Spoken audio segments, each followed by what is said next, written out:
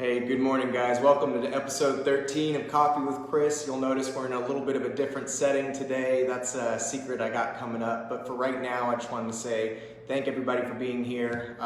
It's 8:40 in the morning. This is closer to the time that I've been getting up and operating. And fortunately and somewhat unfortunately, the way my days tend to lead into is I'm finding less and less time in the morning during this kind of busy season for our business to sit down and talk with you guys. So I'm happy to be back. Part of this new locale will hopefully afford me some more time to be able to communicate with you guys and spread some more positive messages.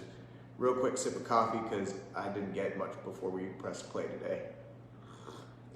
All right, so today, one of the thoughts that's been going on in my mind as we've had, I say we, my real estate team, I work for and with my dad, my brother, and then we also have a inside sales agent who is a close friend of the family.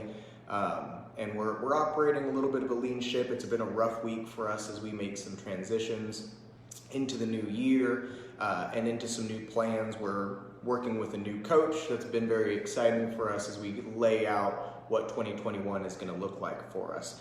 And some of the challenges that have come up this week have caused me to reflect. It's almost like as you start fixing problems in a car and you get it on the road to test drive it, and just as everything has come back together, the wheels just fall off. And so there was an adage that I heard recently that really didn't click, but it's been on my mind all week, and it's, the dog is yours once you name it. If you consider a problem, if you consider a challenge to overcome in your life as a problem, something that's out there to get you, to bring you down, then once you name that, once you say like, oh man, this sucks, well, then it's gonna suck. You named it, it's yours to bring on. There's power in the words that you use, and it has so much, they say that a thought is 1/10 as powerful when left unspoken than when said. So that means that a thought that is then verbalized is 10 times more powerful, and by power it means it has the ability to influence you and who you are inside and the world as it is around you and how you perceive it. So an example would be if you had a thought, say, because this is a positive channel, let's assume it's a positive thought about your significant other or your spouse. And it could be something along the lines of just, gosh, you look beautiful today.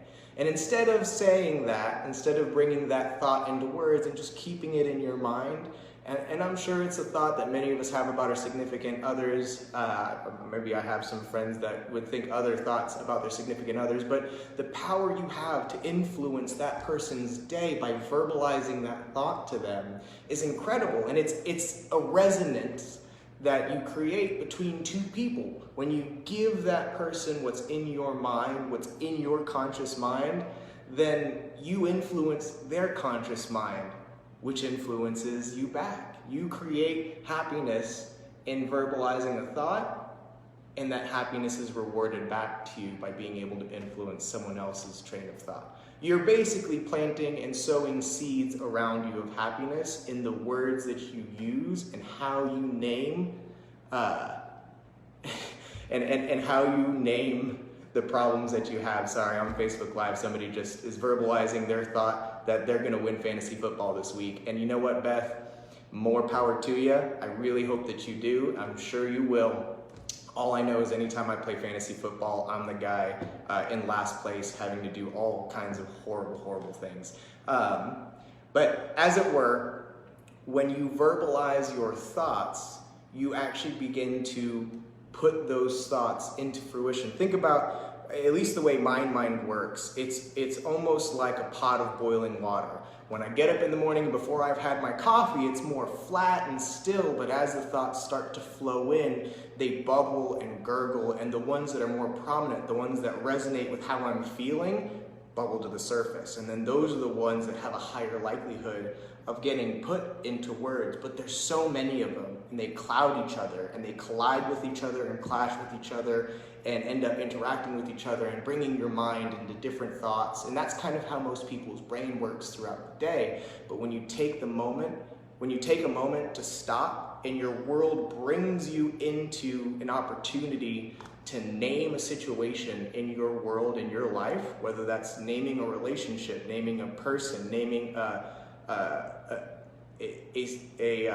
circumstance, a job position. When you're in the position that you have the opportunity to verbalize what you think about something, stop and be careful. Don't let that be a reactive process. Don't think that, oh man, you know, my car just broke down, this sucks, I'm never gonna be able to get everything I want done, what a catastrophe.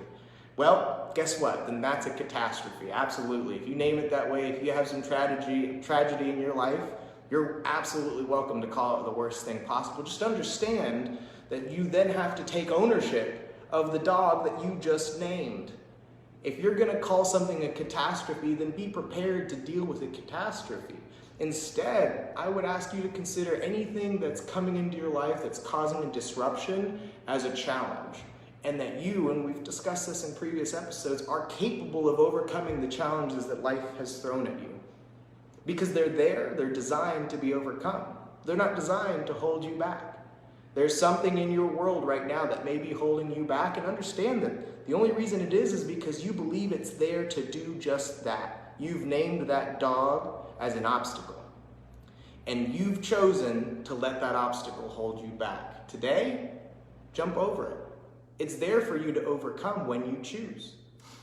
So, think about your thought, think about the words that you use, because they're 10 times more powerful than the thoughts that you have. So if you're thinking negative things, that's one thing. That's what's bubbling in your mind. That's the state you're in. But be careful, because the state you're in is often influenced by the words you use. So instead of using negative words to go along further and give momentum to your negative thoughts, find opportunities to say positive things about the world around you. And that isn't to give lip service to, the good things in the world and continue living a negative life. It's designed to be an earnest pursuit of seeking the silver linings, the happiness in life. It's all there. It's all interconnected. You have the opportunity to be happy every day. It's a choice that you make.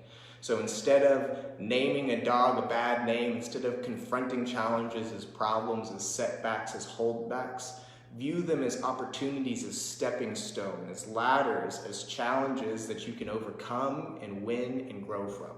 And at the end of the day, I think you'll find that when you take the opportunity to slow down and think about the words you use and how you consider and approach problems in your life, that you are more capable than you believe you are. If you're in the gym and you're lifting weight and you've only ever lifted the 5-pounder, you have no idea what you're capable of until you push yourself and go grab the 20 or the 30 or the 40.